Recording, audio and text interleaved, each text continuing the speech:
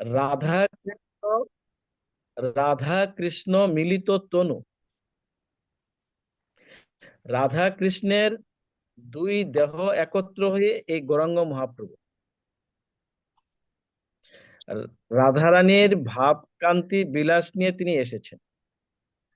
তা আমরা তাকে প্রথম এই শ্লোকটা দিয়ে চিনতে বললাম তিনি কে, তারপরে শ্লোকটা দিয়ে জানবো তিনি কেন এসেছেন। কেন এসেছেন? তিনি তো কিছুদিন আগে, অল্প কিছুদিন আগেই এসেছেন এই ভৌম বৃন্দাবনে শ্রীমতী রাধারানীকে নিয়ে লীলাবিলাস করেছেন এখানে এসে।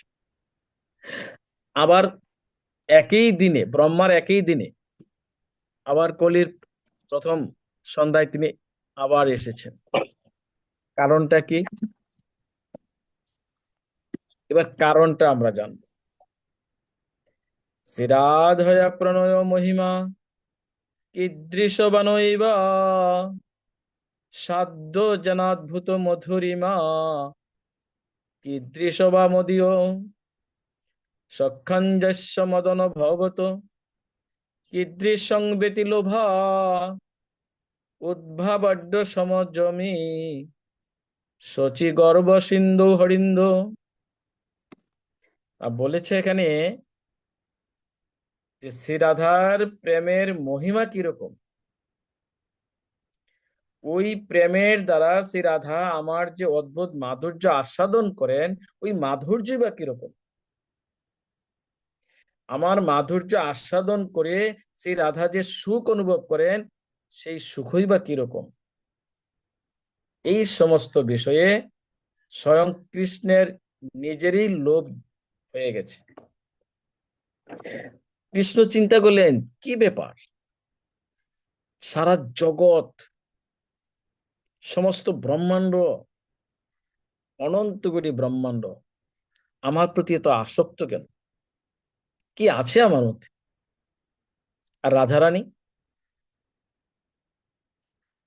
আমাকে এত ভালোবাসে, এই ভালোবেসে সে কি পায়, কি সুখ পাচ্ছে, আর সেই সুখটাই বা কিরকম? রাধারানী যে আমাকে ভালোবেসে যে মাধুর্য রস আস্বাদন করছে, সেই মাধুর্যই বা কিরকম? আর মাধুর্য আস্বাদন করে শ্রী রাধা যে সুখ অনুভব করছেন, ওই সুখটাই বা কিরকম? আর রাধারানীর প্রেমের মহিমাটাই বা কিরকম, তা আমার জানতে হবে। কৃষ্ণ মনে মনে ভাবছেন যে এটা আমার জানতে হবে, তার প্রেমের মহিমা, তার সেই মাধুর্য রস, আর এই মাধুর্য আস্বাদন করে যে সুখ পায়, এই তিনটা জিনিস আমার জানতে হবে। কি করে জানবো? আমার এই দেহ দিয়ে, আমার এই মন বা ভাব দিয়ে তো আমি কখনো জানতে পারবো না। কেবল রাধারানী সেটা জানতে পেরেছে, রাধারানীর মনের ভাব দিয়ে। তাহলে আমাকে যদি সেটা জানতে হয়, তাহলে রাধারানীর ভাবটা তার থেকে চেয়ে নিতে হবে আমাকে। রাধারানীর থেকে তার ভাব চেয়ে নিতে হবে আমাকে, ভিক্ষা করে নিতে হবে, সেটাই হবে। কিছুকাল পরেই গৌর হরি হয়ে রাধারানীর ভাব, রাধারানীর অঙ্গ কান্তি, রাধারানীর অঙ্গ কান্তিটা কিরকম? তপ্ত কাঞ্চনের ন্যায় গৌরবর্ণ। সেই তপ্ত কাঞ্চনের ন্যায় গৌরবর্ণ, সেই রাধা রানীর অঙ্গ কান্তি তিনি এনেছেন, আর রাধারানীর ভাবটাও তিনি এনেছেন। এমনিতে আনেননি, ভিক্ষা করিয়ে এনেছেন। সেটার অনেক তত্ত্ব আছে আবার। যাই হোক, এবার তিনি কেন এনেছেন? যে তিনি রাধারানী যা লাভ করেছিল, যা প্রাপ্ত হয়েছিল, সেটা কৃষ্ণ নিজে প্রাপ্ত হতে চাচ্ছেন। অর্থাৎ রাধারানীর প্রেমের মহিমাটা কিরকম, আর আর সেই অদ্ভুত মাধুর্য বা কিরকম, আর ওই মাধুর্য আস্বাদন করে রাধা যে সুখ অনুভব করেছেন সেই সুখই বা কিরকম, এইগুলি জানার জন্য। আর তিনি এবারে এসেছেন সেগুলি জানার জন্য। তাহলে আমরা জেনে গেলাম কৃষ্ণ কেন এসেছেন এই জগতে। এটা ছিল তার মুখ্য কারণ। আর গৌণ কারণটা কি, সেটার জন্য আলাদা একটা ক্লাস হবে পরবর্তীতে। আরেকটা ক্লাসে তার গৌণ কারণটা আমরা জানার চেষ্টা করব, সেটার জন্য 1 ঘন্টা নির্ধারণ থাকবে। তো আমরা গৌণ কারণ নিয়ে কথা বলবো না আজকে। তো আমরা আজকে কি জানবো, চৈতন্য মহাপ্রভুর সেই, যদি জন্ম রহস্য আমরা জানতে চাই, এটা জন্ম রহস্যটার জন্য একটা ক্লাস, খুব ডিটেলস বলতে হবে। সেটা বলবো আমরা চৈতন্য মহাপ্রভুর আবির্ভাব তিথিতে। আগের দিন হবে, নাহলে পরের দিন হবে। গৌর পূর্ণিমার অর্থাৎ পরিক্রমার পরে যে গৌর পূর্ণিমা আসতেছে, গৌর পূর্ণিমার আগের দিন হবে, নাহলে পরের দিন হবে। যেই শুক্রবারটা আসে সেই শুক্রবারে বলবো। আর আপনারা যদি আমার থেকে ওই আইডিটা নিয়ে যান, তাহলে প্রতি বৃহস্পতিবারই শুনতে পাবেন গৌর কথা। ধারাবাহিকভাবে চলছে আমাদের।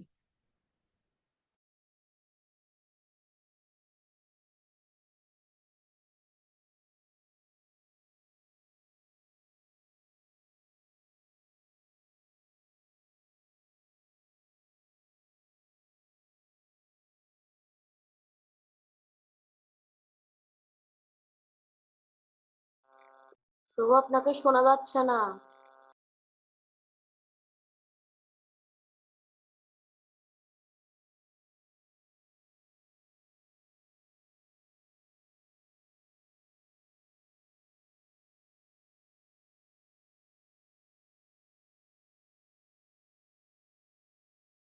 কি আলোচনা হয়েছে,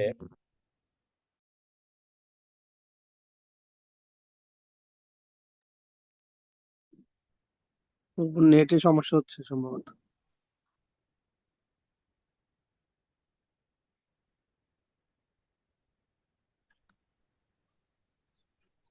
হুম, তাহলে আমরা গতকালও গৌর কথা আস্বাদন হয়েছে। তার আগে প্রভুপাদের কথা হয়েছে, গৌর কিশোরদাস বাবাজি মহারাজের কথা, ভক্তিবিনোদ ঠাকুরের কথা, জগন্নাথ দাস বাবাজি মহারাজের কথা, ভক্তি সিদ্ধান্ত সরস্বতী ঠাকুরের কথা, পুণ্ডরিক বিদ্যানিধি, বিষ্ণুপ্রিয়া, লক্ষ্মীপ্রিয়া, মুরারি গুপ্ত, নারায়ণী দেবী, বাসুদেব, শ্রীবাসের গৃহদাসী যে দুঃখী ছিল তার কথা, কেশব কাশ্মীরির কথা, চাপাল গোপালের কথা, ঈশ্বরপুরীর কথা, সচিমাতার কথা, মাধবেন্দ্র পরিপাদ, স্বরূপ দামোদর, গৌরীদাস পণ্ডিত, শ্রীধর ঠাকুর, কৃষ্ণদাস কবিরাজ গোস্বামী, বৃন্দাবন দাস ঠাকুর, প্রকাশানন্দ সরস্বতী ঠাকুর, ভট্ট রঘুনাথ, গোপাল ভট্ট, জগাই মাধাই, প্রতাপ রুদ্র রাজা, শিবানন্দ সেন, জীব গোস্বামী, রূপ গোস্বামী, সনাতন গোস্বামী, রঘুনাথ দাস গোস্বামী, নরোত্তম দাস ঠাকুর, রায় রামানন্দ, হরিদাস ঠাকুর, শ্রীবাস পণ্ডিত, গদাধর, অদ্বৈত আচার্য, নিত্যানন্দ প্রভু। এইভাবে প্রতি সপ্তাহে একজনের করে এই পর্যন্ত কতটা ক্লাস হয়েছে, ধরেন 50টার মতন ক্লাস হয়েছে। 50টা ক্লাসে 50 জনের চৈতন্য মহাপ্রভুর যে পার্ষদ, 50 জনের কথা হয়েছে। আরো এরকম 50 জনের কথা হবে আগামী প্রতি বৃহস্পতিবারে। তো এইভাবে আমরা মাত্র 1 ঘন্টায় অত্যন্ত সংক্ষিপ্ত ভাবে প্রতি সপ্তাহে গৌর কথা আনা হয়। আপনারা এই জুমের আইডি কার্ড নিয়ে, আইডি নাম্বারটা নিয়ে জুমে যুক্ত হয়ে যাবেন। আর এই যে প্রতি মাসে একটা ক্লাস শুক্রবার, এটার জন্য, এটা তো বিভিন্ন ধারাবাহিকভাবে হচ্ছে না, ধারাবাহিক ভাবে হলে সেটার মধ্যে একটা আনন্দ আলাদা আছে। তো যাই হোক, আমরা যে জিনিসটা আজকে বলছিলাম যে চৈতন্য মহাপ্রভু কেন সন্ন্যাস গ্রহণ করেছেন, সেই কারণটা বলবো। আর তিনি যে সন্ন্যাস গ্রহণ করেছেন সেটার একটু অংশ আজকে বলার চেষ্টা করবো, যেটুকু সময় পাবো আর কি। এরপরে তো ধারাবাহিক ভাবে চলতেই থাকবে। জয় জয় শ্রী চৈতন্য, জয় নিত্যানন্দ, জয় অদ্বৈত চন্দ্র, জয় গৌরব। তো জগন্নাথ মিশ্র এবং শচীদেবীর 8টি কন্যা সন্তান হয়, এবং ওই 8 কন্যা সন্তানগুলি জন্মগ্রহণের পরপরই মারা যায়। 8টা কন্যা সন্তানই মারা গেলেন। নবম গর্ভে বিশ্বরূপের জন্ম হয়। তো বিশ্বরূপ জন্ম হয়েছে, বেশ বড় হলো। যখন একটু বসতে শিখলো, তখন থেকে সে আর ঘরে থাকতে চায় না। ঘরের প্রতি তার কোনো আসক্তিই নাই। পিতা মাতা, সংসার, টাইম মতন খাওয়া দাওয়া, ভোগ বিলাস, একেবারে উদাসীন। কি করে এই বিশ্বরূপ? প্রতিদিন তিনি চলে যায় পাশের বাড়িতে অদ্বৈত আচার্যের ভবনে। সেখানে গিয়ে অদ্বৈত আচার্যের পাশে বসে নিরন্তর ভাগবত কথা শ্রবণ করেন, কৃষ্ণ কথা শ্রবণ করেন। এইভাবে বিশ্বরূপের সংসারের প্রতি, ভোগ বাসনার প্রতি, খাওয়া দাওয়ার প্রতি সম্পূর্ণ আসক্তি শূন্য হয়ে গেছে, উদাসীন হয়ে গেছে। এই অবস্থা দেখে মাতা শচীদেবী এবং পিতা জগন্নাথ মিশ্র অত্যন্ত মর্মাহত হলেন। হায় হায়, যাই ভগবান একটা ছেলে দিয়েছে, এটা আবার কেমন জানি সংসারের প্রতি কোনো রকমের কোনো আসক্তি নেই, কি হবে?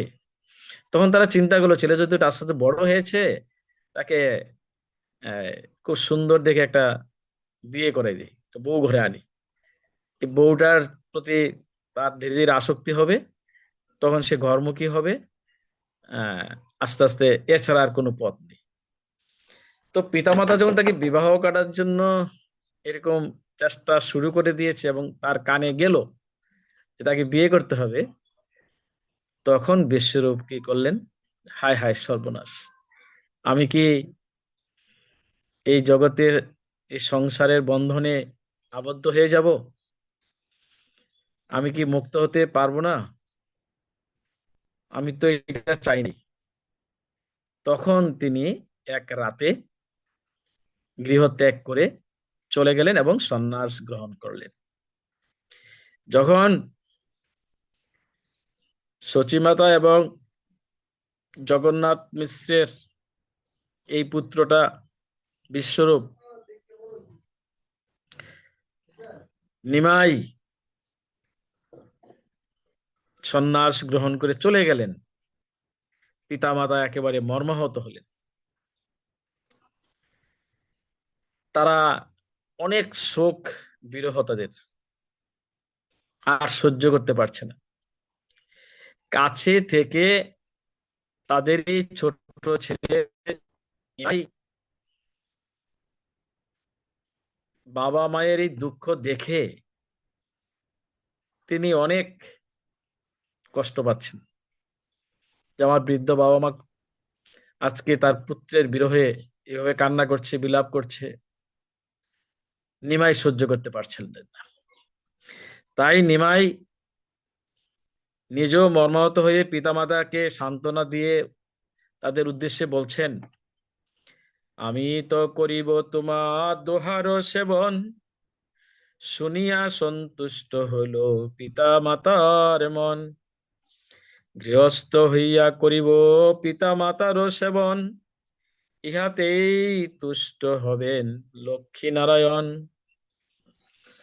তো নিমাই এই কথাটা যখন বললেন যে আমার বড় ভাই বিশ্বরূপ সন্ন্যাস গ্রহণ করে চলে গেছে, আমার পিতামাতা খুব কষ্ট পেয়েছেন, দুঃখ পেয়েছেন।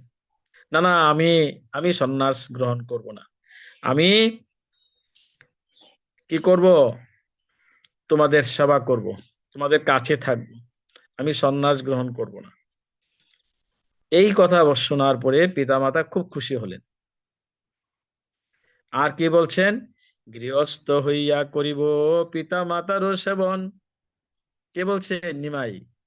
গৃহস্থ হইয়া মানে তার বিয়ে করার সাধ হয়ে গেছে, যে বিয়ে করব, বিয়ে করে পিতা মাতার সেবা করব, আর এতেই ভগবান সন্তুষ্ট হবেন। তো এখন প্রশ্ন হলো, তিনি তো বাবা মাকে আশ্বাস দিয়েছেন, কথা দিয়েছেন সন্ন্যাস গ্রহণ করবেন না, কিন্তু তারপর কেন তিনি সন্ন্যাস গ্রহণ কেন সন্ন্যাস গ্রহণ করেছেন? এইটা হলো এখন প্রশ্ন।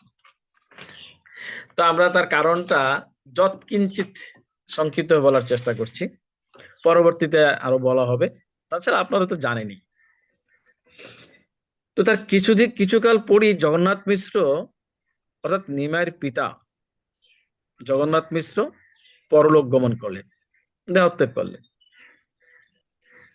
ছোট্ট নিমাইয়ের সংসারে ভার গ্রহণ করতে হলো।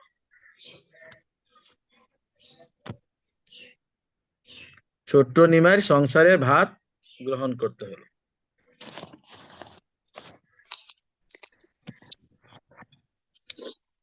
তারপরে কিছুদিন পরে বিবাহ করলেন। প্রথম পত্নী লক্ষ্মীপ্রিয়া, তিনি অপ্রকট হয়ে গেলেন। সে ব্যাপারে আমরা একদিন একটা ক্লাস দিয়েছিলাম, লক্ষ্মীপ্রিয়ার অপ্রকট। পরবর্তীতে বল্লভাচার্যের কন্যা বিষ্ণুপ্রিয়াকেও তিনি বিবাহ করেছেন। তার কিছুদিন পরে পিতার আত্মার উদ্দেশ্যে পিণ্ডদান করার জন্য তিনি গয়া যান, গয়া ধামে। সেখানে বিষ্ণুর শ্রীপাদ পদ্ম দর্শন করে ঈশ্বরপুরীর কৃপা লাভ করে কৃষ্ণ প্রেমে বিভোর হয়ে নবদ্বীপে এসে কৃষ্ণ প্রেম দান করতে লাগলেন। আর শ্রীবাস অঙ্গনে দিন রাত নিত্যানন্দ প্রভু, অদ্বৈত প্রভু, হরিদাস ঠাকুর, মুকুন্দ, গদাধর পণ্ডিতকে নিয়ে হরিনাম সংকীর্তনে মগ্ন থাকেন। এইভাবে নদিয়া নবদ্বীপে কৃষ্ণ প্রেমের মহাবন্যায় প্লাবিত হলো। তো একদিন মহাপ্রভু কি করেছেন? কৃষ্ণ প্রেমে বিভোর হয়ে, কৃষ্ণ প্রেমে আবিষ্ট হয়ে, ভাবাবেগে গুপি গুপি কার এমন সময় তার এক সহপাঠী, মানে একসাথে পড়াশোনা, তার এক সহপাঠী, একসাথে পড়ে আর কি তারা, ওই বন্ধুটা এসে কি বললেন, পড়ুয়াটা নিমাইকে বললেন, নিমাইয়ের ভাব বুঝতে না পেরে নিমাইকে বললেন, আরে নিমাই, কৃষ্ণ নাম কীর্তন করো, কৃষ্ণ কৃষ্ণ বলো। তুমি এটা কি নাম বলছো? গুপি গুপি কৃষ্ণ নাম করো। ওষুধের কার্টুনটা কি হলো বলো? দুইটা তো তো ওষুধের কার্টুন আছে না? তো কার্টুন ডালো না।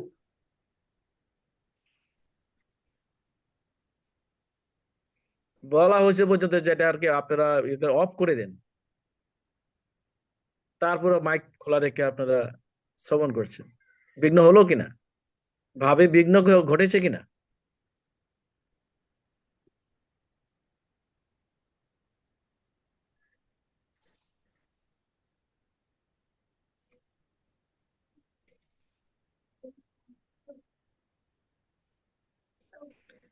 হরে কৃষ্ণ কৃষ্ণ কৃষ্ণ হরে হরে, হরে রাম রাম রাম হরে হরে। তো নিমাইয়ের সাথে যারা পড়াশোনা করতো, সহপাঠী, পড়ুয়ারা, ওটা আনে না, ওটা খায়। এই দেখেন তো কার কার আইডিতে কথাটা হচ্ছে, একটু দেখেন কিভাবে করে দেখেন তো, ওনাকে একটু বলেন না একটু প্লিজ,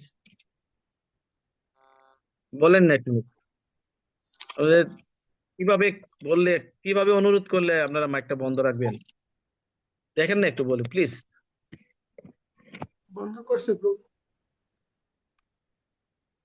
না না, বন্ধ করে নাই, বললেই হবে নাকি? আমি দেখতে পাচ্ছি করে নাই। দেখেন, চেষ্টা করে বন্ধ করে, বন্ধ করার পরে আবার শুরু করেন, শুধু শুধু বন্ধ করে দরকার নাই।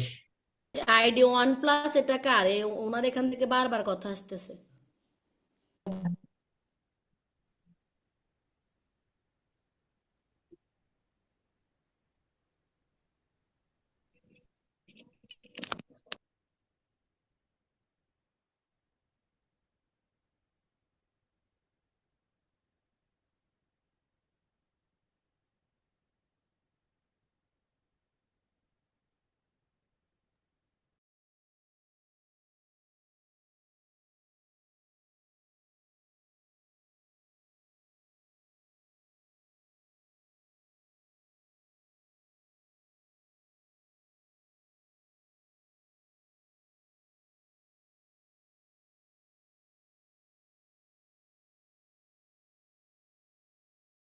হরে কৃষ্ণ প্রভু, আসুন আপনি।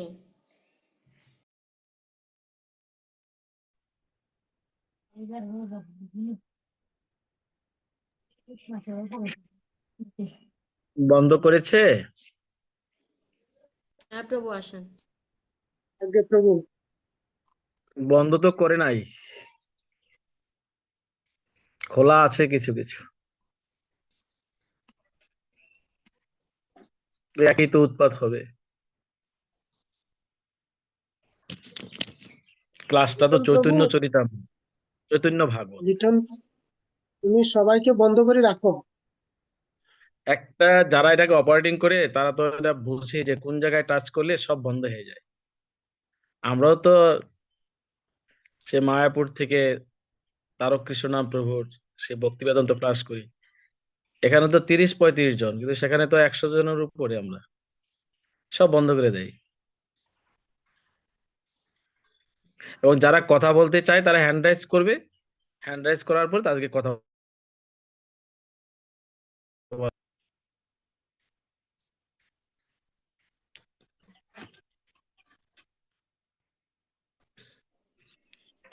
আবার যদি কথা হয় তাহলে আজকের জন্য বন্ধ করে দেওয়া হবে, কেমন? পরবর্তী পর্যায়ে একটা ক্লাস নেবো না, আজকে আর হবে না, মুড নষ্ট হয়ে গেছে।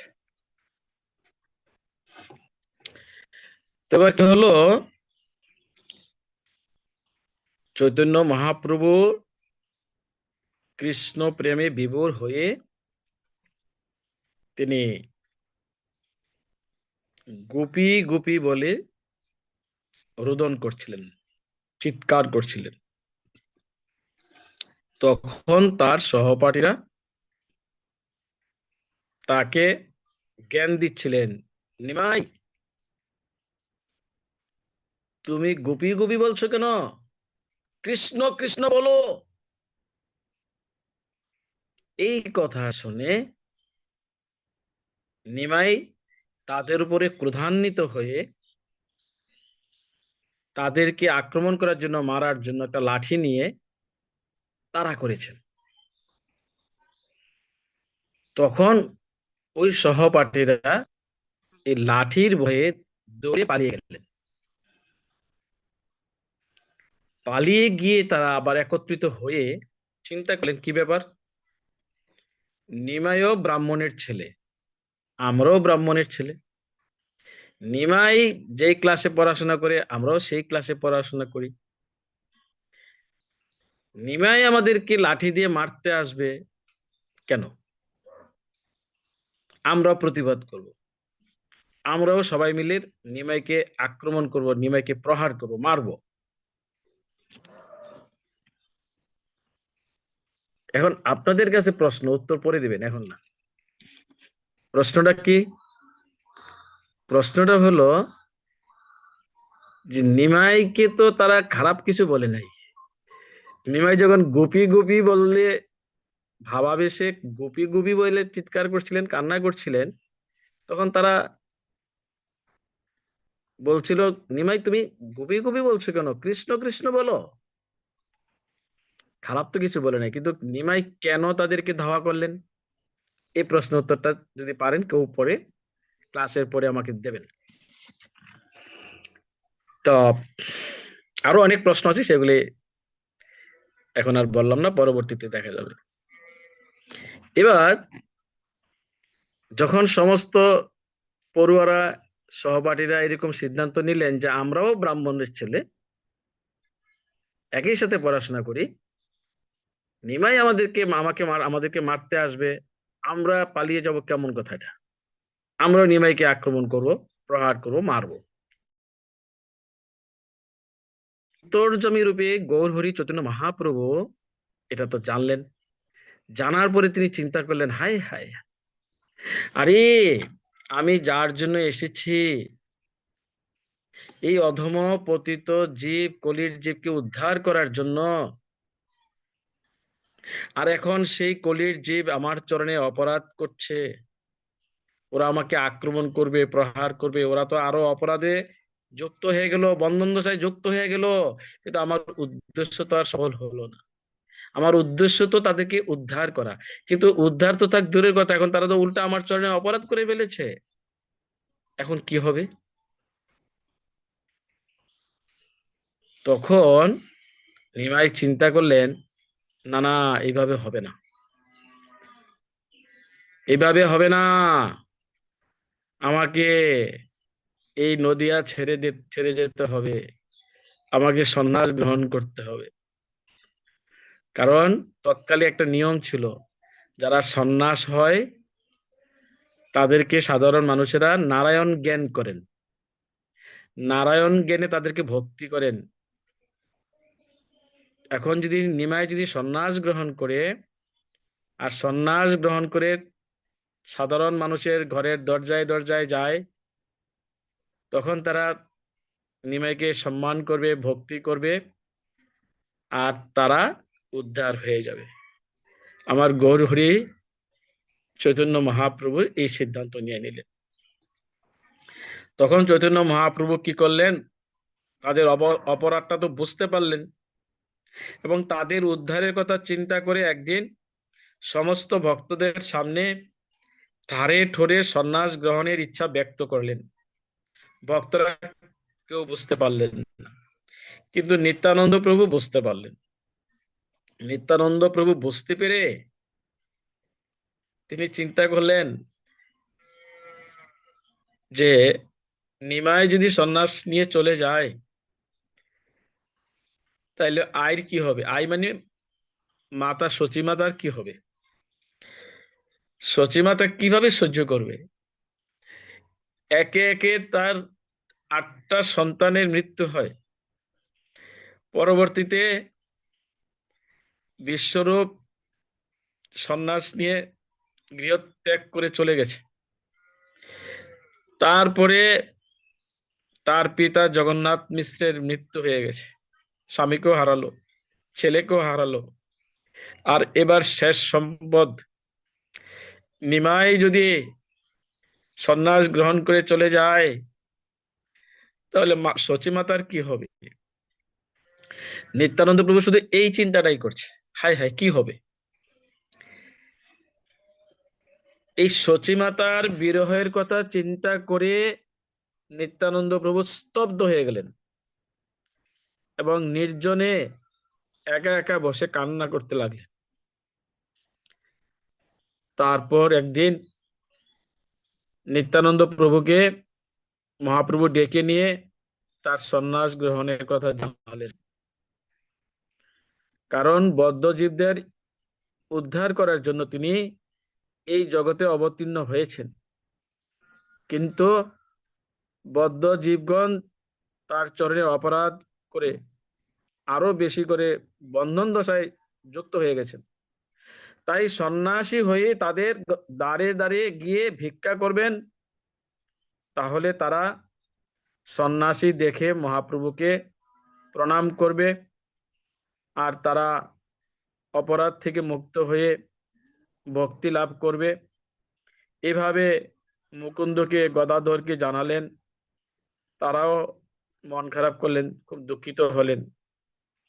আর নিত্যানন্দ বললেন, এটা তোমার ইচ্ছা, তুমি স্বতন্ত্র ঈশ্বর, তোমাকে আমরা কি বুঝাবো, তুমি যেটা ভালো মনে করো সেটাই করো। এই কথা শুনে আমার গৌরহরি চৈতন্য মহাপ্রভু খুব খুশি হলেন। যাক, ভাবছিলাম নিত্যানন্দ আমাকে বাধা দেবে, সে তো আমাকে বাধা দেয় নাই। তখন নিত্যানন্দ বাক্যে প্রভু সন্তোষ হইয়া পুনঃ পুনঃ আলিঙ্গন করিতে লাগিলাম।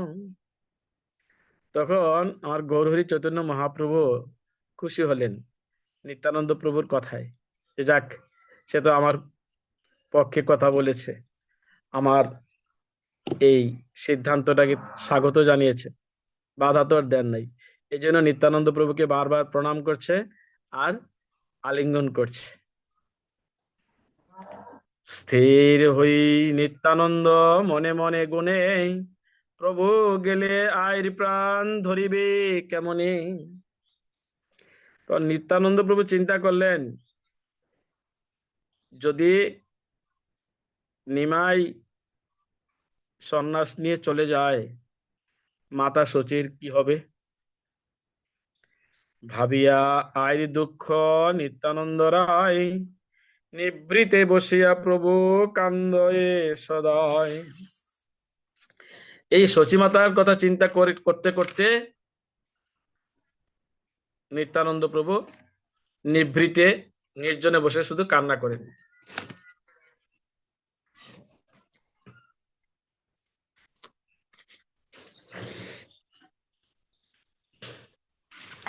অভাগিনী মায়ের বা কেমনে ছাড়িবে, প্রথমেই জননী বধের ভাগিত হইবে। আর নিত্যানন্দ চিন্তা করলে, যেদিন নিমাই সন্ন্যাস নিয়ে চলে যাবে, আর সেদিনেই মাতা শচীর মরণ হবে, আর এই মৃত্যুর জন্য নিমাই দায়ী হয়ে যাবে, মাতৃবধের কারণ হয়ে যাবে। যদি বলেছে প্রথমেই জননী বধের ভাগিত হইবে।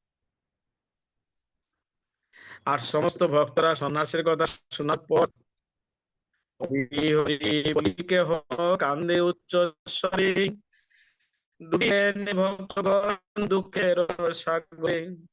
তখন নবদ্বীপের সমস্ত ভক্তরা জেনে গেছে, এবং যারা যারা শুনেছে তারা যেন দুঃখের সাগরে ডুবে গেলেন। এবার একজনের মুখ থেকে আরেকজনের, আরেকজনের মুখ থেকে আরেকজন, এভাবে শুনতে শুনতে সচিমাতাও শুনে ফেলেছেন। তখন সচিমাতা বিলাপ করে বলছেন, পরম্পরা এই সকল যতে কয় আখ্যান, শুনিয়া শচীর দেহে নাহি রহে প্রাণ। পরম্পরা মানে কি? পরম্পরা মানে হলো একজনের কানে, একজনের থেকে আরেকজনে, আরেকজনের থেকে আরেকজনে, এভাবে নিমাইয়ের সন্ন্যাস গ্রহণের কথা সচিমাতা শুনে ফেলেছে। শুনে তিনি মাটিতে মূর্ছিত হয়ে পড়ে গেছে, একেবারে যেন মৃত। নিমাইয়ের সন্ন্যাস গ্রহণের কথা শুনে সত্য মিথ্যা পড়ে, কিন্তু যখন শুনছে নিমাই সন্ন্যাস গ্রহণ করে চলে যাবে, তখনই তিনি অজ্ঞান হয়ে পড়েছেন। মনে হয়েছিল তার দেহে আর প্রাণ নেই। মূর্ছিত হইয়া ক্ষণে পড়েন ভূমিতে, নিরবধি ধারা বহে না পারে রাখিতে। যখন তার চেতনা ফিরে এসেছে, জ্ঞান ফিরেছে, তারপরে দুই চোখ দিয়ে অবিরাম জল পড়ছে, ওই জল আর ধরে রাখতে পারছে না। বসিয়া আছেন প্রভু কমল লোচন, কহিতে লাগিলা চচি করিয়া ক্রন্দন। ওই নিমাই কিন্তু কাছেই বসে আছে, আর কাছে বসে থেকে আমার সচিমাতা বিলাপ করে করে কান্না করছে। না যায় না যায় বাপ, মায়ে ছাড়িয়া, পাপ জিও আছে তোর শ্রীমুখ চাহিয়া, তোমার অগ্রজ আমার ছাড়িয়া চলিলা, বৈকুণ্ঠে তোমার বাপ গমন করিলা। সচিমাতা কেঁদে কেঁদে বিলাপ করে করে নিমাইয়ের কাছে বসে এভাবে বলছেন, না যায়ও না যায়ও বাপ, মায়েরে ছাড়িয়া, পাপ জিও আছে তোর শ্রীমুখ চাহিয়া। অর্থাৎ বলছে যে তার আগে আমার 8টি কন্যা সন্তানের মৃত্যু হলো, তারপর বিশ্বরূপ সন্ন্যাস নিয়ে চলে গেল, তারপর আমার স্বামী তোর বাবাকে হারালাম, এখন তুইও যদি তোর মুখের দিকে তাকিয়ে আমি জীবনটা ধরে রেখেছি, তোর মুখ চাহিয়া, তোর মুখের দিকে তাকিয়ে আমি জীবন ধারণ করে আছি, এবার তুই যদি চলে যাস তাহলে আমি কি করে জীবন ধারণ করব? তোমা দেখি সকল সন্তাপ পাশরিত, তোমা দেখি মানে তোকে, তোর দিকে তাকাই আমি সমস্ত সন্তাপ পাশরিয়ে আছি। তুমি গেলে প্রাণময় সর্বতা ছাড়িম, তুই যদি চলে যাস সেদিনই আমি আমার প্রাণ বিসর্জন দেব। আর কি বলছেন, প্রেম সুখী কহে সচি, বিশ্বাম্বর শুনে বসি, যেন রঘুনাথে কৌশল্যা বুঝায়। ত্রেতা যুগে ভগবান রামচন্দ্র যখন বনবাসে চলে যাচ্ছিলেন, তখন মাতা কৌশল্যা যেভাবে বিলাপ করেছিলেন, ঠিক এবারও নিমাই যখন চলে যাবে তখন সচিমাতা এভাবে বলছিলেন। তারপর সচিমাতাকে প্রবোধ দান করার জন্য, অর্থাৎ সান্ত্বনা দেওয়ার জন্য এবার নিমাই কি করলেন,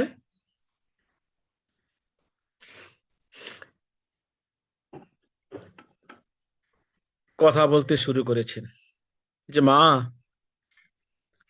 আমি তো তোমার এই জন্মের মাতা নও তুমি, তুমি আমার জন্মে জন্মেই মাতা ছেলে, শুধু এই জন্মেই না, তুমি আমার জন্মে জন্মেরই মাতা। প্রভু প্রভু বলে, মাতা তুমি স্থির করো মন, শোনো যত জন্ম আমি তোমার নন্দন, তো জন্মে জন্মেই তোমার পুত্র আমি, চিত্ত দিয়া শুনো হয় আপন গুণগ্রাম, কোন কালে আছিলা তোমার কৃষ্ণী নাম, যে এক জন্মে তুমি কৃষ্ণী হয়ে জন্মগ্রহণ করেছিলে, আর আমার পিতা ছিল সুতপা, আর আমি তখন প্রসঞ্জিত বা কৃষ্ণী গর্ভা হয়ে জন্মগ্রহণ করেছিলাম। তুমি হয়তো ভুলে গেছো মা, আমি ভুলি নাই। তথায় আছিলা তুমি আমার জননী, তবে তুমি স্বর্গে হইলা অদিতি আপনি। আরেক জন্মে তুমি অদিতি হয়ে স্বর্গে জন্মগ্রহণ করেছো, আর সেখানেও আমি তোমার পুত্র হয়ে বামন রূপে আমি জন্মগ্রহণ করেছিলাম।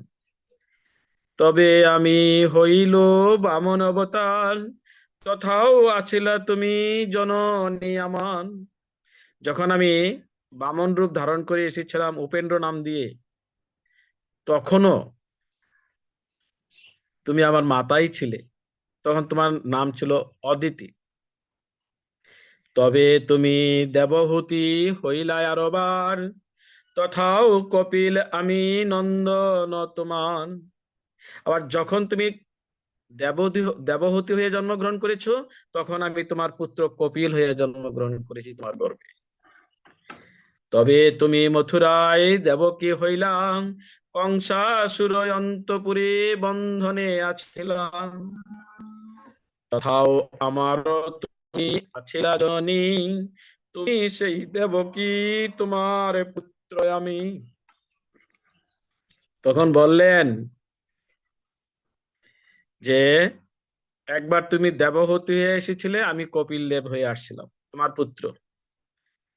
আরেকবার তুমি কৌশল্য হয়ে এসেছিলে, আমি তোমার পুত্র রামচন্দ্র হয়ে এসেছিলাম। আরেকবার তুমি মথুরায় কংসের কারাগারে বন্দী ছিলে দেবকী হয়ে, আর তখনও আমি তোমার পুত্রই ছিলাম।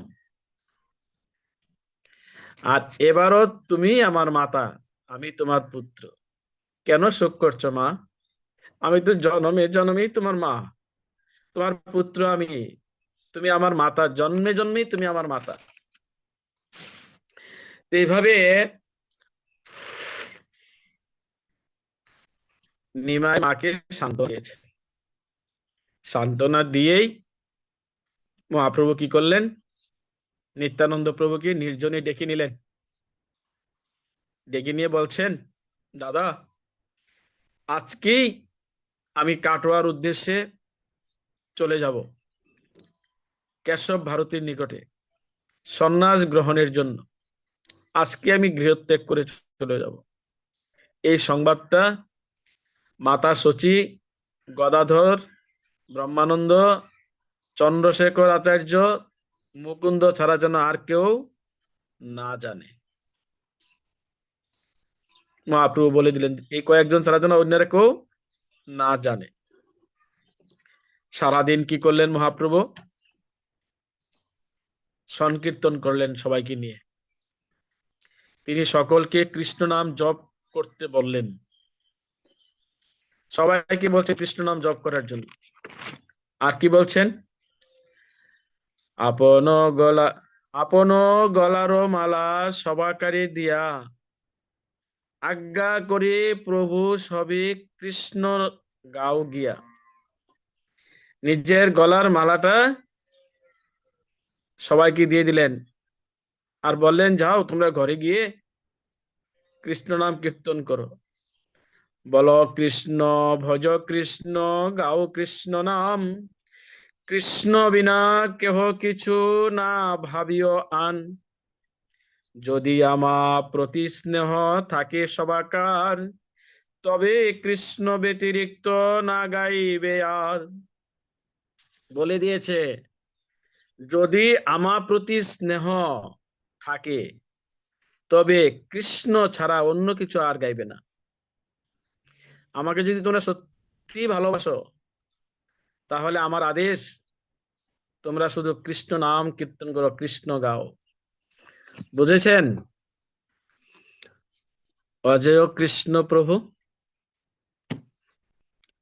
আমার গৌর হরি চৈতন্য মহাপ্রভু কি আদেশ করে গেছেন সবাইকে?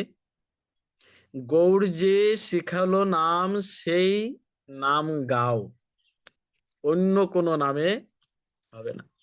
এখন যদি কেউ বেশি চালাকি কইরা নিজের মন গড়া মতন যে না না, আমি কৃষ্ণ নাম গাইবো না, এটা তো দাপরের কথা, আমি দাপরের কৃষ্ণকে কেন গাইতে যাব, আমি অন্য কোনো একটা গাইবো, প্রাণ গৌরী নিত্যানন্দ, প্রাণ গৌরী নিত্যানন্দ। আমার গৌরহরি কি বলেছে? আমার গৌরহরি কি বলেছে? যদি আমার প্রতি স্নেহ থাকে সবাকার, তবে কৃষ্ণ ব্যতিরিক্ত না গাইবে আর। বোঝা গেল? গৌর যে শিখালো নাম, গৌর কি নাম শিখেছে? বলো কৃষ্ণ, ভজ কৃষ্ণ, গাও কৃষ্ণ নাম, কৃষ্ণ বিনা কেহ কিছু না ভাবিও আন। আর অন্য কিছু ভাবা যাবে না, অন্য কিছু বলা যাবে না। কি শয়নে, কি ভোজনে, কিবা জাগরণে, অহর্নিশি চিন্ত কৃষ্ণ বলহ বদনে। এই কথাগুলি সবাইকে ঘরে ঘরে গিয়ে তোমরা বলো। এইভাবে আমার গৌরহরি যেদিন সন্ন্যাস নিয়ে চলে যাবেন, তার সেই দিনেই সবাইকে ডেকে মহাপ্রভু বলে দিয়েছেন। তারপর কি হলো? তারপর তিনি ঘরে চলে আসলেন। ঘরে এসে দেখেন শ্রীধর একটা লাউ নিয়ে এসেছে, আর আরেকজনের দেখা গেল যে দুধও নিয়ে আসছে। তখন নিমাই বললেন, মা, আজকে লাউ আর দুধ রান্না করো, যেটাকে লাউ ঘন্ট বলা হয়। মহাপ্রভু এবার কি করলেন? ভগবানকে ভোগ দিয়ে তিনি প্রসাদ পাইলেন। তারপর তিনি বিশ্রামে চলে গেলেন। সঙ্গে গদাধর আর হরিদাস ঠাকুর ছিল। অনেক রাত্র হয়ে গেছে, কেউ ঘুমাচ্ছে না। রাত্র আর 4 দণ্ড বাকি আছে। মহাপ্রভু গৃহত্যাগ করতে প্রস্তুত হলেন, এক্ষুনি বেরিয়ে যাবেন। গদাধর সঙ্গে যেতে চাইলেন, মহাপ্রভু নিষেধ করলেন যে না, পরে দেখা যাবে। এদিকে মাতা তো জানে যা আজ আমার নিমাই চলে যাবে, তাই মাতা ঘুমাচ্ছে না। পুত্র চলে যাবে বুঝতে পেরে দরজায় গিয়ে দাঁড়ালেন।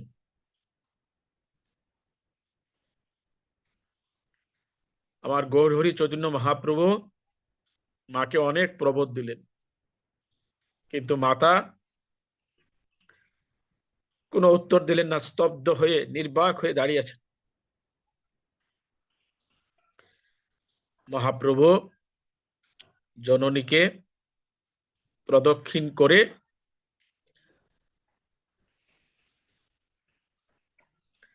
তার চরণ ধুলি নিয়ে গৃহত্যাগ করলেন। সচিমাতা নিস্তেজ হয়ে ঘরে বাইরে মাটিতে পড়ে গেলেন, অজ্ঞান হয়ে পড়ে গেছেন। বাকি রাত্রটা এভাবেই, অর্ধেকটা শরীর ঘরে, অর্ধেকটা শরীর বাইরে, চৌকাঠের মধ্যে, দরজার মধ্যে পড়ে আছে। সকালবেলায় ভক্তরা যখন আসছে, তখন সতী মাতাকে এভাবে পড়ে থাকতে দেখে সকলে বুঝতে পারলেন মহাপ্রভু গৃহত্যাগ করে চলে গেছে। ভক্তরা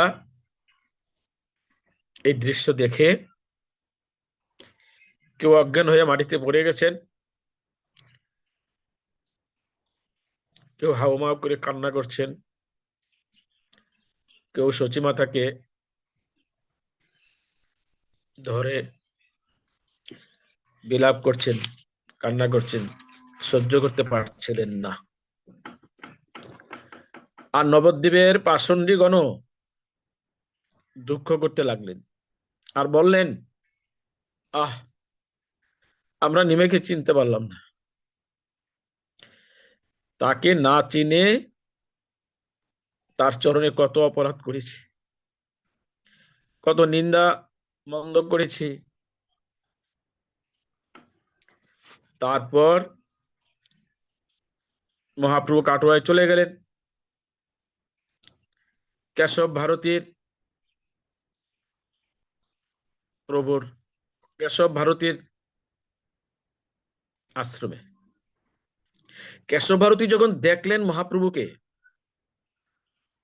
তখন তিনি বসার থেকে উঠে দাঁড়িয়ে পড়েছেন। মহাপ্রভুর অঙ্গ জ্যোতিতে তার ঘরটা আলোকিত হয়ে গেছে। কেশব ভারতী স্তব্ধ হয়ে গেছে। আমার গৌরহরি চৈতন্য মহাপ্রভু কেশব ভারতীকে প্রণাম করেছেন এবং কৃপা প্রার্থনা করলেন। মুকুন্দ কি করলেন? কীর্তন করতে লাগলেন। মহাপ্রভু আবেশে নৃত্য শুরু করে দিয়েছেন। এমন ভাবে নৃত্য করছেন, সেই কাটোয়ার সমস্ত লোক চলে এসেছে এই নৃত্য দর্শন করার জন্য। মহাপ্রভুর নৃত্য দর্শন করে কাটোয়াবাসী বিস্মিত হয়ে গেছে। তারা বলছেন যে এইরকম নৃত্য আমরা কখনো আর দেখি নাই। সবাই স্তম্ভিত হয়ে গেলেন। কেশব ভারতী বুঝতে পারলেন যেটা স্বয়ং ভগবান লোক শিক্ষার জন্য এখানে এসেছেন, তিনি অবতীর্ণ হয়েছেন। এটা বুঝতে পারলেন কেশব ভারতী। এবার চন্দ্রশেখর ওই সন্ন্যাসের সমস্ত আয়োজন সম্পন্ন করলেন। দেখলেন না আমাদের হরিনাম দীক্ষার সময় কত বড় যজ্ঞ হয়, আর সেই যজ্ঞে কত উপকরণ লাগে, এগুলির কে ব্যবস্থা করেছেন? ওই চন্দ্রশেখর সমস্ত ব্যবস্থা করেছেন। মাথা মুন্ডন করতে হবে, মাথা মুন্ডন করতে হবে। আপনারা করেছেন তো মাথা মুন্ডন? নিশ্চয়ই করেছেন। গায়ত্রী দীক্ষার সময় মাথা মুন্ডন করতে হয়, গুরুর আশ্রয়ের সময় মাথা মুন্ডন করতে হয়, সন্ন্যাস দীক্ষার সময় মাথা মুন্ডন করতে হয়। জাগতিক ভাবে গিয়ে দেখেন, যারা শিষ্য করে তারা মাথা মুন্ডন করতে হয়নি, তাদের তাদের তো মাথা মুন্ডন করতে হয় না, দেখি নাই তো।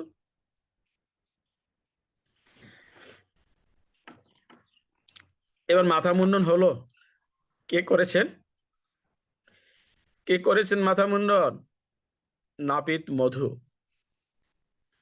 মধু যখন চৈতন্য মহাপ্রভুর মাথা মুন্ডন করেন, তখন তিনি একবার মূর্ছিত হয়ে পড়ে গিয়েছিলেন।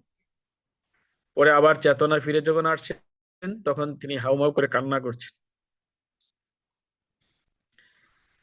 সেই মধুর কান্নায় নিত্যানন্দ কেঁদেছেন, দেবতাগণকে অশ্রুপাত করতে লাগলেন।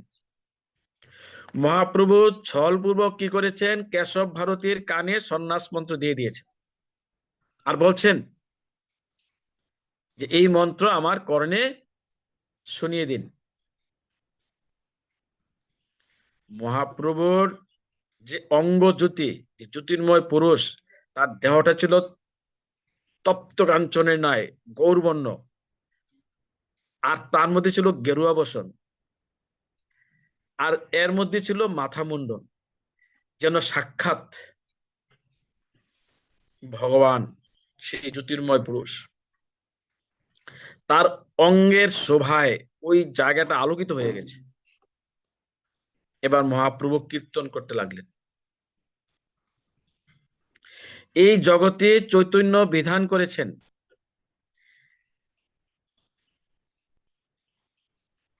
দীক্ষা দেওয়ার পরে, সন্ন্যাস দীক্ষা হোক আর গায়ত্রী দীক্ষা হোক, দীক্ষার পরে তার একটা নাম পরিবর্তন করতে হয়, নতুন জন্ম হয় এটা।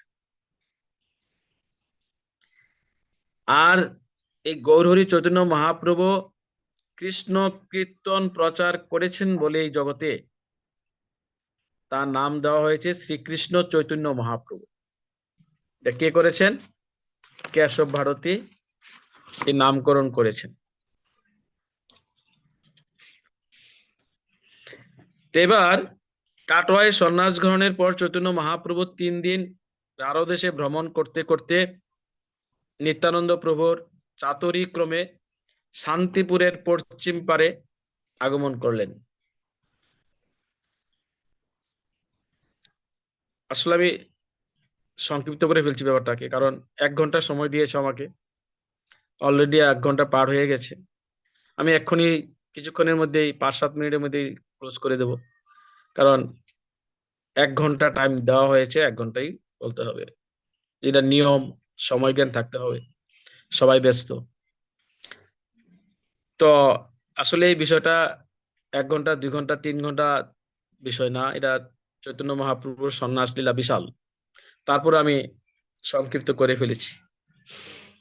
তো সন্ন্যাস গ্রহণ করার পরে চৈতন্য মহাপ্রভু ভাবছে বৃন্দাবনে চলে যাবে, আর নিত্যানন্দ প্রভু ভাবছে যে না, যেহেতু আজকে 3 দিন যাবত তাকে একটাবার শান্তিপুরে অদ্বৈত ভবনে নিয়ে কয়েকটা দিন বিশ্রাম করে প্রসাদ পাওয়াইয়ে তারপরে যেখানে যাওয়ার সেখানে যাবে। তাই নিত্যানন্দ প্রভুর চাতুরী ক্রমে তিনি তাকে শান্তিপুরে নিয়ে আসছেন। আবার আগে রাস্তাতে লোকজনদেরকে বলে রেখেছেন যে গৌর হরি চৈতন্য মহাপ্রভু যদি জিজ্ঞাসা করে তোমাদেরকে, তোমরা বলবো যে হ্যাঁ, এটাই যমুনা, এটাই বৃন্দাবন। তো এইভাবে যখন এগিয়ে গেলেন, মহাপ্রভু জিজ্ঞাসা করছেন, লোকজন সেভাবেই বলছে। আর গঙ্গাকে যমুনা ভ্রম করে স্তব স্তুতি করেছেন যমুনার। আর যখন অদ্বৈত প্রভুকে নৌকায় দেখতে পেলেন, তখন মহাপ্রভু বুঝতে পারলেন যে এটা যমুনা নয়, এটা গঙ্গা। সেখানে নবদ্বীপ ধামবাসীদের সঙ্গে সকলের সাক্ষাৎ হলো। আর ওই নৌকায় করে অদ্বৈত প্রভু গৌরহরি চৈতন্য মহাপ্রভুকে অদ্বৈত ভবনে নিয়ে গেলেন। অদ্বৈত প্রভু মহাপ্রভুর 3 দিন অনাহারের কথা জেনে নিজের হাতে রান্না করে ভগবানকে ভোগ নিবেদন করে সব রেডি করে রেখেছেন। শালি ধানের অন্ন দিয়ে স্তূপ করে, মাঝখানে ঘৃত দিয়ে, পটল ভাজি দিয়ে, কুমড়া কুমড়া ভাজি, মান কচুর ভাজি, আদা কুচি করে, বিভিন্ন প্রকারের শাক, 5 প্রকারের তিতো, নিম পাতা দিয়ে বেগুন ভাজা, ফুলবড়ি দিয়ে পটল ভাজা, ছানা দিয়ে নারকেল শ্বাস, মোচা ঘন্ট, 5 প্রকারের টক, মুগদা বড়া, কলা বড়া, মাছ বড়া, মিষ্টি, ক্ষীর, 10 রকমের পিঠা, 3 প্রকারের 3টা ভোগের মধ্যে চারপাশে 100টা ডোঙ্গার মধ্যে সব ব্যঞ্জনাদি এভাবে রাখা হয়েছে। ঘন দুধ, চাপা কলা, পায়েস, দুধ মিশানো চিরা, লাউ দুধ, দই, সন্দেশ, তার উপরে তুলসী পত্র। আর বর্ণনা কত করব, আর সম্ভব না। এবার নিত্যানন্দ এবং চৈতন্য মহাপ্রভুকে ভোজন করালেন। নিত্যানন্দ প্রভু তো হলেন একটু রসিক টাইপের, ওই অদ্বৈত প্রভুর সাথে পরিহাস করে বলছে, আরে 3 দিন দানো পর্যন্ত, 3 দিন আমরা অনাহার, তো ভালো মন্দ খাবো বলে আইসলাম, না পেট ভরে খাইতে পারলাম না, মন মতন হইলো না, কি রাঁধছো, আর এগুলি দিয়ে কি হয় আমাদের খাওয়া। মানে অদ্বৈত প্রভুর সাথে একটু রসিকতা করছিল আর কি। তো এদিকে চন্দ্রশেখর আচার্য ওই মাতা সচিকে পালকিতে করে নিয়ে এসেছেন অদ্বৈত ভবনে। আসা মাত্রই চৈতন্য মহাপ্রভু কি করেছেন, মাতাকে দণ্ডবত প্রণতি নিবেদন করলেন। মাতা নিমাইকে কোলে নিয়ে কাঁদতে লাগলেন। চৈতন্য মহাপ্রভুর এই মুন্ডিত মস্তক দর্শন করে সচিমাতা হৃদয় বিদীর্ণ হয়ে গেছে। কাঁদতে কাঁদতে সচিমাতা বললেন, বাচারি নিমাই, তোর জ্যেষ্ঠ ভ্রাতা বিশ্বরূপের মতো তুই নিষ্ঠুর হইস না। কারণ এই যে বিশ্বরূপ গেল, সে আর একটিবারের মতো তার মাকে দেখতে আসলো না। তুই যদি সেরকম হয়ে যাস, তাহলে আমি অবশ্যই অবশ্যই মরে যাব। কাঁদতে কাঁদতে মহাপ্রভু বললেন, মা, এই শরীরটা তোমার, এই শরীরটা তোমার থেকে পেয়েছি, এতে আমার কোনো অধিকার নেই। তুমি এই দেহটি পালন করেছো, তোমার থেকেই দেহটা পেয়েছি আমি। তোমার কাছে এই ঋণ কোটি জন্মেও আমি শোধ করতে পারবো না। মহাপ্রভু আরো বললেন, মা গো, বুঝে না বুঝে আমি সন্ন্যাস গ্রহণ করেছি, কিন্তু তবু আমি কখনো তোমার প্রতি উদাসীন হব না, অবাধ্য হব না। মা, মা গো, তুমি তুমি আমাকে যেখানে থাকতে বলবে আমি সেখানেই থাকবো, আর তুমি আমাকে যে আজ্ঞা করবে আমি সেই আজ্ঞাই পালন করব।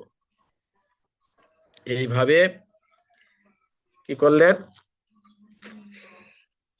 নিমাই মাকে জড়িয়ে কান্না করছেন, মাকে সান্ত্বনা করছেন।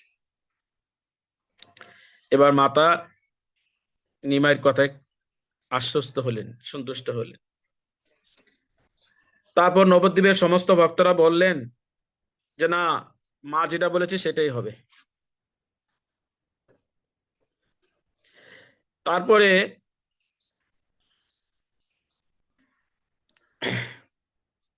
মহাপ্রভু বললেন, সন্ন্যাসীর ধর্ম নহে সন্ন্যাস করিয়া, নিজ জন্মস্থানে রহে কুটুম্ব হইয়া।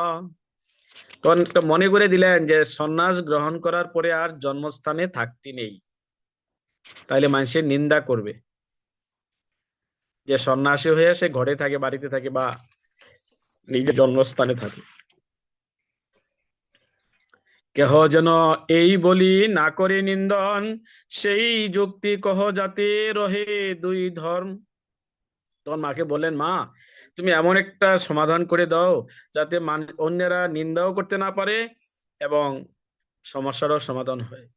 তখন মা বললেন, তাতে এই যুক্তি ভালো, মোর মনে লয়, লীলা চলে রহে যদি দুই কার্য হয়। লীলা চলে নবদ্বীপে যেন দুই ঘর, লোক গতাগতি বার্তা পাবো নিরন্তর। তখন মা বললেন যে তুমি বৃন্দাবনে যেও না, তুমি নীলাচলে থাকো, পুরীধামে থাকো। সেখানে আমাদের নবদ্বীপের লোক সবসময় যাওয়া আসা করে, আমি সবসময় গতাগতি মানে যাওয়া আসা আছে, আমি তোমার খবর প্রতিদিনই পাবো, নিরন্তর মানে সবসময় পাবো। এই কথা শোনার পরে সমস্ত ভক্তরা রাজি হলেন, নিমাই পণ্ডিত রাজি হলেন। ঠিক আছে মা, তুমি যেটা বলেছো সেটাই করব, আমি বৃন্দাবনে যাব না, আমি নীলাচলে পুরীধামেই থাকবো। এই কথা বলেই তখন মাতা বললেন, না, অদ্বৈত প্রভু অনুরোধ করলেন যে আরো কয়েকটা দিন থেকে যাও। তখন অদ্বৈত প্রভুর কথায় আরো কয়েকদিন রয়ে গেলেন। সেখানে মা সচিমাতা রান্না করেছেন, সবাই এই কয়েকটা দিন সেখানে সংকীর্তন যজ্ঞ করেছিলেন। আর মহাপ্রভু বারবার তাদেরকে বলেছেন, সবাইকে ডেকে, ঘরে যাইয়া করো সদা কৃষ্ণ সংকীর্তন, কৃষ্ণ নামে কৃষ্ণ কথা, কৃষ্ণ আরাধন। তো মাতার আজ্ঞা নিয়ে এবার নীলাচলে যাত্রা করলেন, সাথে নিত্যানন্দ প্রভু, জগদানন্দ পণ্ডিত, দামোদর পণ্ডিত, মুকুন্দ, তাদেরকে নিয়ে, আর হরিদাস ঠাকুরকে নিয়ে পুরীধামে চলে গেলেন। তো এইভাবেই আমরা আজকে অত্যন্ত সংক্ষিপ্ত ভাবে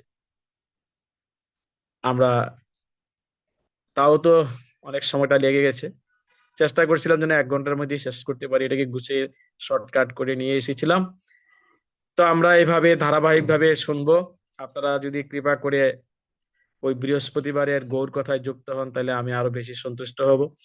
আমার আপনাদের কাছে চাওয়ার কিছু নেই, শুধু একটাই অনুরোধ বলেন আর যাই বলেন, একটাই, বৃহস্পতিবারে এই গৌর কথা যুক্ত হওয়া। আমি আইডি নাম্বারটা দিয়ে দিচ্ছি। আইডি নাম্বারটা হলো 41022860009 আর পাসওয়ার্ড হলো 12345। বাস, লিখেছেন? সবাই লিখেছেন? আইডি নাম্বারটা লিখে ফেলেছেন? আরেকবার শুনুন তাহলে।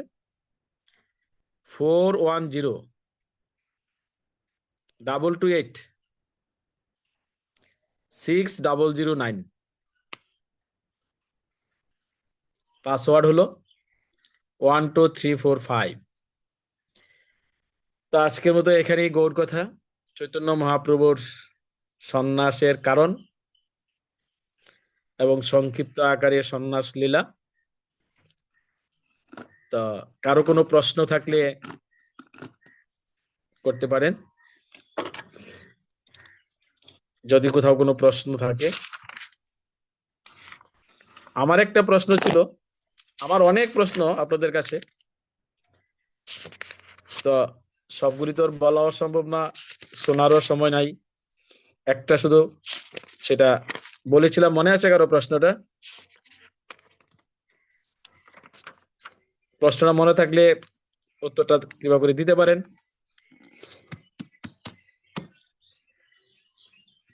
হরে কৃষ্ণ। তাহলে আজকের মতো এখানেই। হরে কৃষ্ণ। প্রণাম প্রভু। হ্যাঁ, বলো। আমার কথা শোনা যাচ্ছে?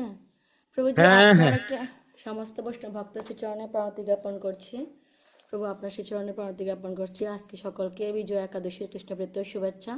প্রভুজি, আপনার প্রশ্ন ছিল যে মহাপ্রভু কেন গোপীদের নাম কীর্তন করেছেন, কৃষ্ণ কৃষ্ণ নাম না করে হরিনাম করে, এই প্রশ্নটাই ছিল নাকি?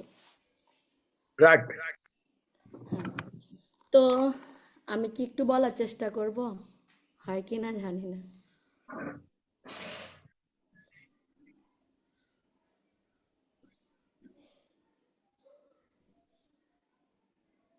তুমি বলবে? একটু চেষ্টা বলো করে দেখি হয় কি না।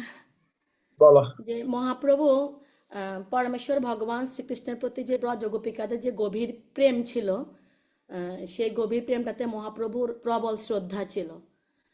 তারপর একদিন ভগবানের প্রতি তাদের ভক্তির প্রশংসা করতে গিয়ে তিনি কৃষ্ণ নামের পরিবর্তে মানে গোপীদের দিব্য নাম কীর্তন করতে লাগলেন। তো যখন তখন সেই সময়কার যখন তিনি গোপীদের হরিনাম না বলে গোপীদের নাম কীর্তন করতে লাগলেন, তখনকার সেই সময়কার মহাপ্রভুর যে সহপাঠী ছিল, যে আম, এখানে যে পড়ুয়া, ওনারা সমালোচনা করতে লাগলো, আশ্চর্য হয়ে গেছে যে মহাপ্রভু কেন গোপীদের নাম কীর্তন করছে। তখন মূর্খের মতো মহাপ্রভুকে যে জিজ্ঞাসা করলো যে কেন হরিনাম কীর্তন না করে মানে গোপিকাদের নাম কীর্তন করা হচ্ছে। তারপর মহাপ্রভু কিছু না বলে সেখান থেকে তাদেরকে বের করে দিলেন। তারপর তারা ভাবলো যে মহাপ্রভু আর আমরা তো সমপর্যায়ভুক্ত, তাহলে মহাপ্রভু কেন আমাদেরকে মারতে আসলেন, মানে এভাবে শাস্তি দিতে কেন, তিনি কেন আক্রমণ করলেন আমাদের উপর। তখন মহাপ্রভু সম্পর্কে তারা নিন্দাবাদ করতে শুরু করলো। তখন মহাপ্রভু ভাবলেন যে ওনারা যেভাবে নিন্দা করছে তাতে তাদের অপরাধ হয়ে যাবে। তো সে অধপতিত ভক্তদের চিন্তা করে মহাপ্রভু ভাবলেন যে তৎকালীন সন্ন্যাস হয়ে তাদেরকে মানে যারা যদি সন্ন্যাস গ্রহণ করে, তো সন্ন্যাসীদেরকে তখন নারায়ণ জ্ঞানে সম্মান করা হতো, মানে জ্ঞান করা হতো।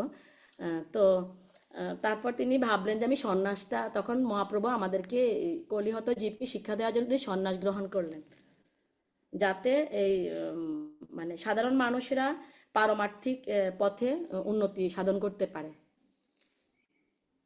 এই আর কি প্রভু। হরে তারপর আপনি কৃষ্ণ, হরে বলেছেন বল। যে এই সংক্ষিপ্তভাবে আমি যতটুকু অনুধাবন করতে পেরেছি অতটুকু বলার চেষ্টা করেছি। আর হলো গিয়ে আপনি বলেছেন যে আজকের আলোচনায় যে মহাপ্রভু যখন সন্ন্যাস নিবেন, যখন সচিমাতা কাঁদতে লাগলেন, তখন তিনি মাকে বোঝালেন যে এক জন্মেছিলেন যখন তিনি কৃষ্ণী, তখন কৃষ্ণী সুতপা, তখন তিনি ছিলেন প্রসেনজিৎ। আরেক জন্মেছিলেন যখন অদিতি মাতা রূপে এসেছেন, তখন তিনি বামন রূপে উপেন্দ্রনাথ। আর এরপরের জন্মে তিনি দেবাহুতি যখন ছিলেন তখন তিনি তার পুত্র হয়ে আসলেন যে কপিল দেব। আর যখন দেবকী হয়ে দাপর যুগে তিনি দেবকী মাতা হলেন তখন তিনি আসলেন যে পরমেশ্বর ভগবান শ্রীকৃষ্ণ রূপে। আর কৌশল্যা ত্রেতা যুগে তিনি কৌশল্যা হয়ে যখন এসছেন তখন তিনি শ্রীরামচন্দ্র রূপে এসছেন। এই আর কি প্রভু। আমি আজকে এই ক্লাস থেকে এইটুকু নিতে পেরেছি। এরপর যে মহাপ্রভু যখন নবদ্বীপ ত্যাগ করে কাটোয়ায় গেলেন তখন তিনি সেখানে কেশব ভারতীর কাছ থেকে যে সন্ন্যাস গ্রহণ করলেন। তো অ্যাকচুয়ালি সন্ন্যাস গ্রহণ করার আগেই পূর্বে মহাপ্রভু মানে একটু ছল করে কেশব ভারতীকে তার সন্ন্যাস মন্ত্রটা কানে দিয়ে দিলেন। তো যখন তিনি কাটোয়া থেকে কাটোয়ায় গেলেন নবদ্বীপ ত্যাগ করে, তখন তার সঙ্গে যে যারা ছিলেন তারা হলেন শ্রীমন নিত্যানন্দ প্রভু, চন্দ্রশেখর আচার্য এবং মুকুন্দ দত্ত। এরপর কেশব ভারতী যখন মহাপ্রভুর যে নৃত্য কীর্তন দর্শন করেছেন তখন তিনি ভাবছেন যে উনি সাধারণ কেউ নয়, তিনি হলেন ভগবান। তিনি সেটা অনুধাবন করতে পেরেছেন। আর কেশব ভারতী যখন সন্ন্যাস দীক্ষা প্রদান করেছেন শ্রীচৈতন্য মহাপ্রভুকে, তখন তিনি তার নাম দিয়েছেন যে শ্রীকৃষ্ণ চৈতন্য মহাপ্রভু। সন্ন্যাস গ্রহণ করার পর তিনি বৃন্দাবনের দিকে যখন যাত্রা করলেন তখন নিত্যানন্দ প্রভু তার পথ পরিবর্তন করে মহাপ্রভুকে শান্তিপুরে অদ্বৈত প্রভুর আচার্য গৃহে নিয়ে গেলেন। তো সেখানে বিভিন্ন ব্যঞ্জন তৈরি করলেন। এরপর এখানে নিয়ে আসলেন শচী মাতাকে, তখন চন্দ্রশেখর আচার্য পালকি করে নিয়ে আসলেন যাতে তিনি মহাপ্রভুকে দর্শন করতে পারেন। আর মহাপ্রভুকে তখন মুন্ডিত মস্তক দেখে শচী মাতা খুব ভেঙে পড়লেন।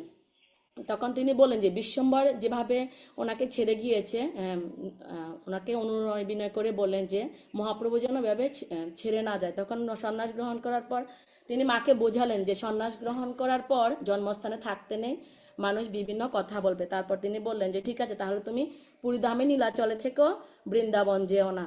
আর এই বিশ্বম্বর যে মহাপ্রভুর যে বড় ভ্রাতা জগন্নাথ মিশ্র এবং সচীদেবী যে 8টা কন্যা সন্তান জন্মগ্রহণ করার পর যে মৃত্যুবরণ করলেন, এরপর নবম গর্ভে বিশ্বরূপ। আর এই বিশ্বরূপী হলেন আমাদের নিত্যানন্দ প্রভু।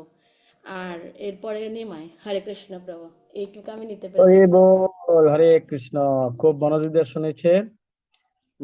শুনেছে বলে তার সারাংশটা সে বলে ফেলেছে, পুরা আমারই একবারে জিস্ট। ঠিক আছে, ধন্যবাদ মাতা, সন্তুষ্ট হলাম, খুশি হলাম। তো ঠিক আছে, আজকের মতো এখানে আমরা বিশ্রাম দিচ্ছি। পরবর্তী আবার 1 মাস পরে এরকম শুক্রবারে 3টা থেকে 4টা আবার কথা হবে। তখন আবার আমরা কোনো একটা বিষয়ে, যেটা আমাদের রিপন প্রভু যেটা আদেশ করেন ঠিক সেইভাবেই আমরা বলবো। আজকেও বলেছিল যে গৌর কথা, এর আগে বলেছিল প্রভুপাদের মহিমা, তার আগে নামের মাহাত্ম্য। এবার যখন হরে কৃষ্ণ।